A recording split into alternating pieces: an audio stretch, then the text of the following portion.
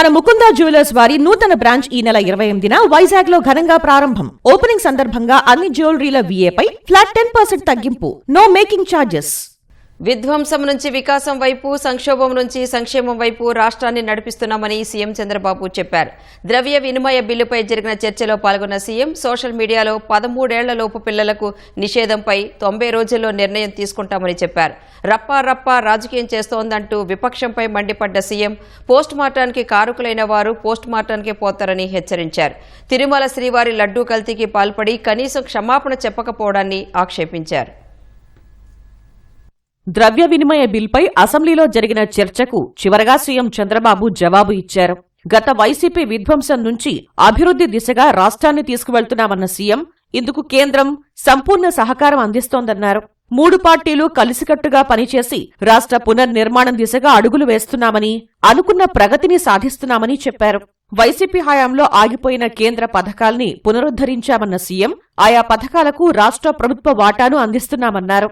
జగన్ హయాంలో 12-13% అప్పులకు తెచ్చిన రుణాలపై కేంద్రంతో మాట్లాడి వడ్డీ భారాన్ని తగ్గిస్తున్నట్లు వివరించారు. ఆర్థిక పరిస్థితి సైతం క్రమంగా గాడిన పడుతోందన్నారు. వైసీపీ ప్రభుత్వ హయాంలో నిలిచిపోయిన జల్ జీవన్ పథకాన్ని కేంద్రం అండతో మళ్లీ వినియోగంలోకి తెచ్చామన్న చంద్రబాబు ఇందుకు చొరవ తీసుకున్న పవన్ కళ్యాణ్ ని అభినందించారు. 85,000 కోట్ల రూపాయలు జేజేఎంలో కావాలి. వీళ్ళు క్లెయిమ్ చేసింది 27,000 కోట్లు. అది కూడా స్టాండ్ అలోన్ పెట్టారు. కడాన దిశ వీళ్ళు ఖర్చు పెట్టింది 5 సంవత్సరాల్లో 2,000 కోట్లు ఖర్చు పెట్టారు. మేము అధికారంలోకి వస్తానే కేంద్రం ఈ పథకం టైం కూడా అయిపోయిందంటే నేను డిప్యూటీ సీఎం గారు మేము వెళ్లి కేంద్రాన్ని ఒప్పించి ఎక్స్టెన్షన్ తెచ్చాం. మొన్నే కేబినెట్ లో ఒప్పుకున్నారు. మళ్లీ 27,000 కోట్లకు ఒప్పుకున్నారు. దిశ ఎట్లా ఖర్చు పెట్టాలని మేము వర్కౌట్ చేస్తున్నాం. నేను really appreciate our Pawan Kalyan గారు నిన్న కూడా వచ్చారు, సుదీర్ఘంగా చర్చ చేశారు. అష్యూర్డ్ వాటర్ ఇద్దామంటే ఒకటి నా దృష్టి తీసుకొచ్చారు. అష్యూర్డ్ వాటర్ వల్ల అన్ని గ్రామాల్లో నీళ్లు ఇవ్వలేము. మనం చెప్పిన మాట కూడా నిలబెట్టుకునే పరిస్థితి ఉండదు. హైబ్రిడ్ మోడల్ వెళ్దాం.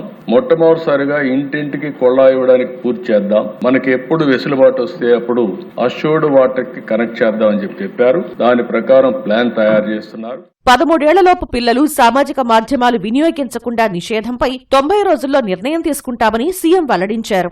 ఇటీవల ఐటీ మినిస్టర్ గారు కొత్త ప్రోగ్రాం అంటే 13 సంవత్సరాలు వయసు లోపల ఉండే వాళ్ళకి సోషల్ మీడియా బ్యాన్ చేస్తే బాగుంటుందని ఒక సూచన వచ్చింది. తప్పకుండా తొందరలోనే 90 days లో 13 సంవత్సరాల లోపల ఉండేవాళ్లు సోషల్ మీడియాకు అందుబాటు లేకుండా చేసే కార్యక్రమానికి శ్రీకారం చుడతాం. 13-16 సంవత్సరాలు చర్చ చేస్తున్నాం. అందరూ ఒప్పుకుంటే దాన్ని కూడా ఏం చేయాలని ఆలోచిద్దాం.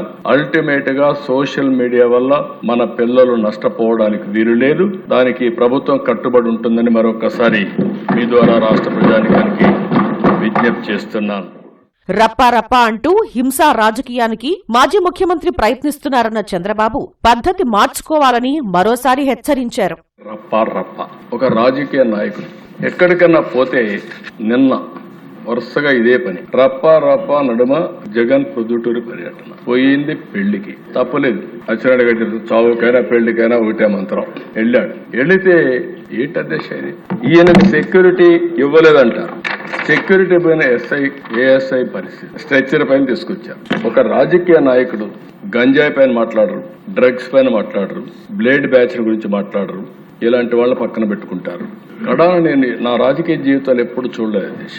పొట్టేళ్లతో రక్తాభిషేకం చేస్తారు కట్అవుట్లకి. అంటే డైరెక్ట్ గా ఇండైరెక్ట్ గా హింసను ప్రోత్సహించడం ఒక రాజకీయ నాయకుడు చేయాల్సింది. నేను ఎప్పుడు నమ్మేది ఒకటే దిశ. ఒకే మాట చెప్తాను, ఇది కూడా ఎవరైనా సరే పోస్ట్ మార్టానికి కారకులైన వారు తప్పకుండా పోస్ట్ మార్టానికే పోతారనేది నా ప్రగాఢమైన విశ్వాసం. ఈవెన్ టుడే తిరుమలలో కల్తీ నెయ్యి ముమ్మాటికి తెలిసి చేసిన నేరమేనన్న సీఎం ఎదురుదాడి చేస్తే నిజాలు అబద్దాలైపోవని స్పష్టం చేశారు. ఇప్పటికైనా మారి క్షమాపణ చెప్పాలని సూచించారు. ప్రభువా క్షమించు, ఇది యేసు ప్రభువు జరిగిన అన్యాయం.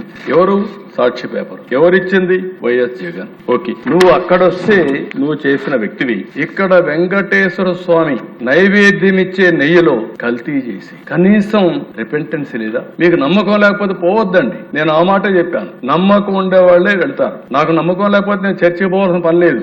కానీ మత సామరస్యాన్ని గౌరవించినప్పుడు పోతాం. అక్కడుండే మత పెద్దలు చెప్పినట్టు నేను వ్యవహరించాలి. వాళ్ళ సాంప్రదాయాలను గౌరవించాలి. అదే నిజమైన ప్రజాస్వామ్యం. దీన్ని ఉల్లంఘించే పరిస్థితికి వచ్చారు. ఇది కరెక్ట్ పద్ధతి కాదని మరొకసారి తెలియజేస్తున్నా. పోలవరం ప్రాజెక్టును గోదావరి పుష్కరాల కన్నా ముందే పూర్తి చేస్తామన్న సీఎం 3 ఏళ్లలో అమరావతికి పూర్తి స్థాయి రూపు వస్తుందన్నారు. రాబోయే అసెంబ్లీ సమావేశాల నాటికి ఎమ్మెల్యేలు, మంత్రులు రాజధానిలోని క్వార్టర్స్ లో ఉంటారన్నారు. రాష్ట్రంలో ఉగాదికి 3 లక్షల మంది పేదలు గృహప్రవేశాలు చేస్తారన్నారు. అంతర్జాతీయ మహిళా దినోత్సవంలో 5 లక్షల మంది మహిళల్ని పారిశ్రామికవేత్తలుగా తీర్చిదిద్దే అంశంపై సంకల్పం చేస్తామన్నారు. ప్రజలు ఇచ్చిన అవకాశాన్ని సద్వినియోగం చేసుకునేలా ప్రజాప్రతినిధులు వ్యవహరించాలని, అధికారులు సమన్వయంతో ముందుకు వెళ్లాలని సూచించారు. వ్యక్తిగత ప్రవర్తన వల్ల ప్రభుత్వానికి, పార్టీలకు ఇబ్బందులు రాకుండా చూసుకోవాలని స్పష్టం చేశారు. 2029లోనూ కూటమి ప్రభుత్వం గెలవాలని, విజన్ 2047 లక్ష్యాలను సాధించుకోవాలని స్పష్టం చేశారు. సీఎం సమాధానం తర్వాత ద్రవ్య వినిమయ బిల్కు అసెంబ్లీ ఆమోదం తెలిపింది. అనంతరం సమావేశాలు నిరవధికంగా వాయిదా పడ్డాయి. 5వ సమావేశాలను నిరవధికంగా వాయిదా వేస్తున్నానండి. థ్యాంక్ యూ అండి. Thank you very much.